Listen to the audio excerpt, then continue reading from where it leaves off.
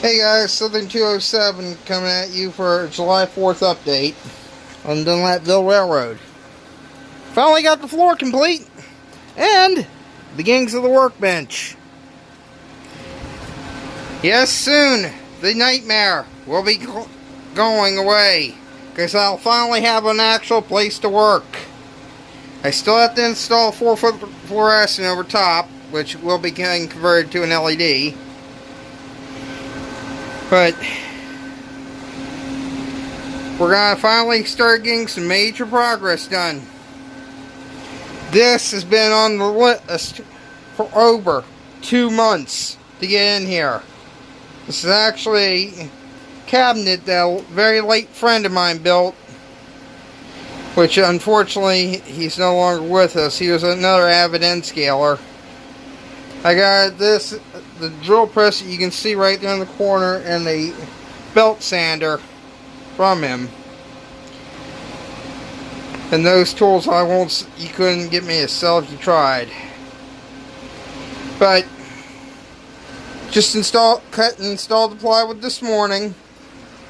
So as you can see, I still gotta screw it down, but at least I'm no longer on sand. Next goal, get the top.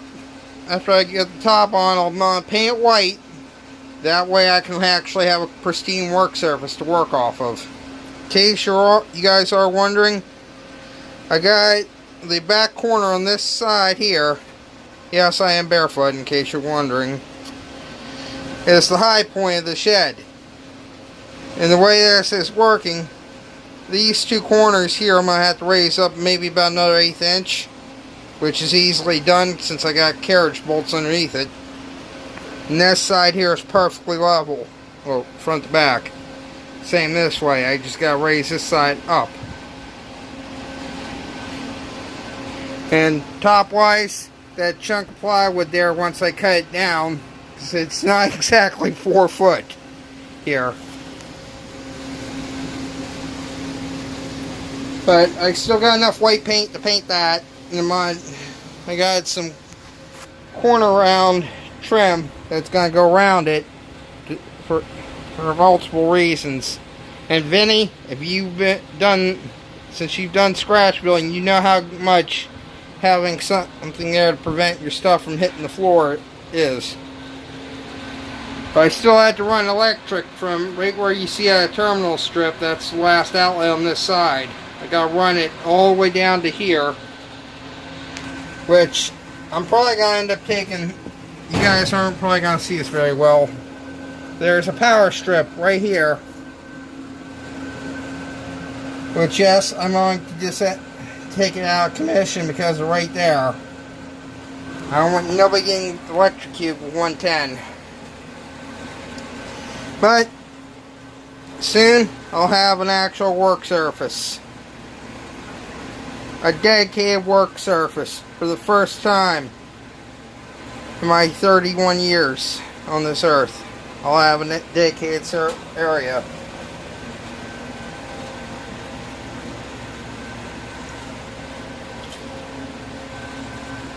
Feels good, guys, to be at this point. But this will probably be the last.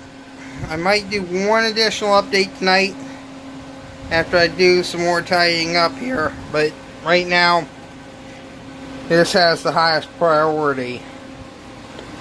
I'm going to get a chair, an office chair for right here. I'm going to notch out the bottom of this so I can roll the chair up in there and actually have a comfortable spot to sit and work. Because, as you can quite well imagine, I got buildings coming out the wazoo to do. And I still got some insulation to put up, but a lot of the stuff's been on the to-do list, and we all know how time and money permit.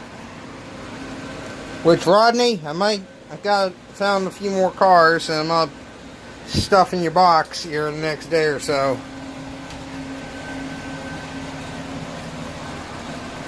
And Rodney, to give you an idea how full the box is, that's all going to you, bud. I threw in some additional surprises because I knew you were looking for connectors for your for those X's hatch as well. You got the stuff there to do it. And Mike Brawler, there's the engine I'm in the process of repowering for you. That's next to, as soon as I get the workbench back together, that's where that's going to be the first project across it. Yes, that is HO, guys. I know. Start with the horribly oversized puns. Yeah, I don't try and knock anybody. We all have our favorite scales, and I don't knock anybody for it. But from the Dunlapville Railroad, a division of the Southern Railway, we want to wish you a happy 4th of July. Stay safe, guys. We can't afford to be losing any digits this evening. And if you're under 16 years old, please do us all a favor and stay away from the illegal fireworks, because I already know there will be people out there shooting them off. If you do want to learn how to lay them off, and I'm not suggesting anybody do this, but once you light it, pardon the following language, but get the hell away from them. I still have all 10 fingers and all 10 toes. I don't want to see anybody else losing digits over somebody else's stupidity. Anyway, have a happy 4th, everyone. And as soon as I'm able, I'm going to try, like I said, to get one more update done tonight after I get back from the cookout, which I might show a few of the neighbors shooting off fireworks, which, knowing my neighbors, I'll probably be shooting off the illegal stuff from down at south of the border, North Carolina / South Carolina. It's a truck stop.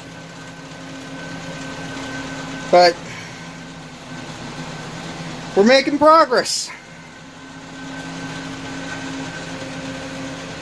and that's always a good thing.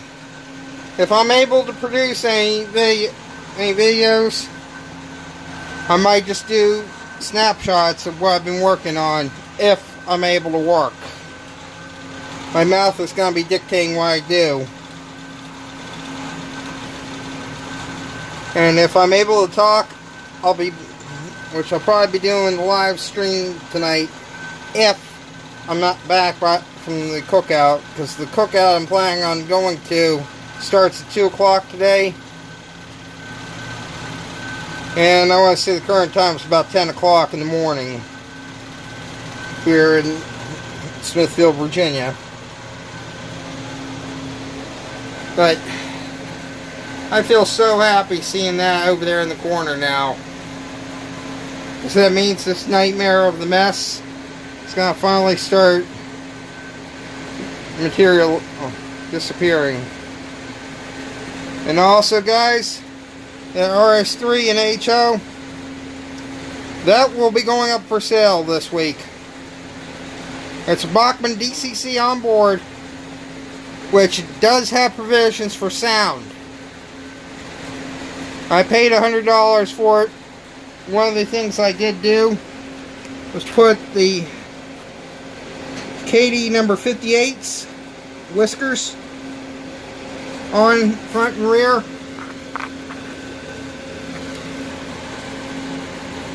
I'm asking $70 for it. If anybody's interested, contact me at southern207@yahoo.com.